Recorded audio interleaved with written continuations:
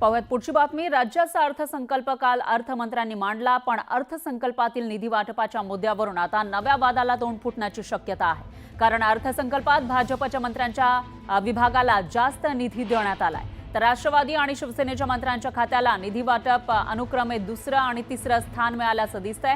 तर अर्थसंकल्पामध्ये भाजपच्या मंत्र्यांच्या विभागाला 85,034 कोटी इतका निधी देण्यात आला आहे आणि राष्ट्रवादीच्या मंत्र्यांच्या विभागाला 56,980 कोटींचा निधी दिला गेलाय। तर शिंदेच्या शिवसेनेच्या जे विभाग आहेत त्यांच्या वाटेला आलेले त्यांना 43,311 कोटींचा निधी अर्थसंकल्पात दिला गेलाय। त्यामुळे भाजपच्या मंत्र्यांच्या विभागाला सर्वाधिक निधी, तर शिवसेनेच्या मंत्र्यांच्या विभागाला तिसऱ्या क्रमांकावर, म्हणजे महायुतीमधील तिन्ही पक्षांची आपण तुलना केली तर सगळ्यात कमी निधी वाटप झाल्याचं दिसतंय। त्यामुळे यावरून अंतर्गत धुसफूस होण्याची शक्यता नाकारता येत नाही।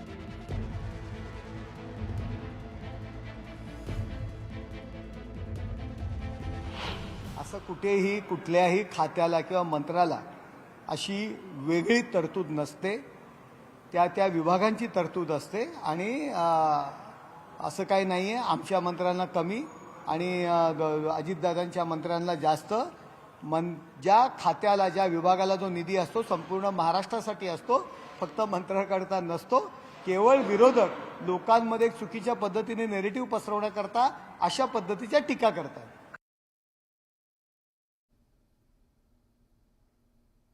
तर दुसरीकडे विधान भवनाच्या पायऱ्यांवर विरोधकांनी आंदोलन केलं आहे। अर्थसंकल्पाद्वारे महायुती सरकारनं जनतेशी गद्दारी केल्याचा आरोप महाविकास आघाडीनं केला। यावेळी हातात गाजर घेऊन विरोधकांकडून जोरदार घोषणाबाजी करण्यात आली। अर्थसंकल्पाद्वारे सरकारनं सामान्य जनतेला गाजर दाखवलं असा आरोप विरोधकांनी केला।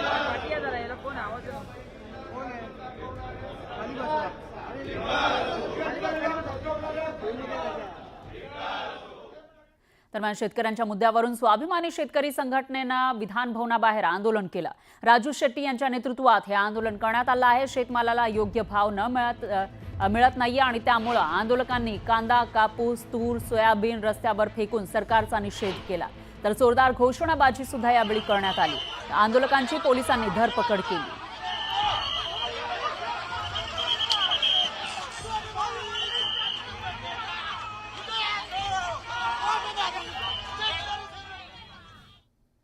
दरम्यान राज्यामध्ये सध्या खुर्चीच्या राजकारणाच्या चर्चांना जोर आलेला आहे, कारण वारंवार उपमुख्यमंत्री शिंदे खुर्चीवरून फडणवीस आणि अजित पवार यांना टोलेबाजी करताना दिसतायत। आता अशीच जुगलबंदी विधानसभेतही रंगली।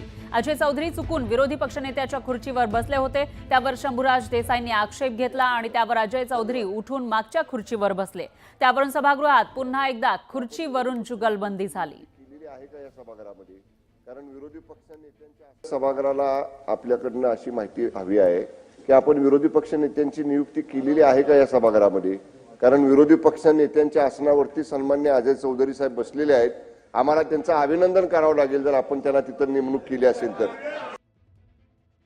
तर आपण बघू शकतो एकीकडे मुख्यमंत्री उपमुख्यमंत्री यांच्या खुर्चीवरून वक्तव्य समोर येत असताना दुसरीकडे आता विरोधी पक्षनेत्याच्या खुर्चीवरून सुद्धा वक्तव्य समोर आलेली आहेत।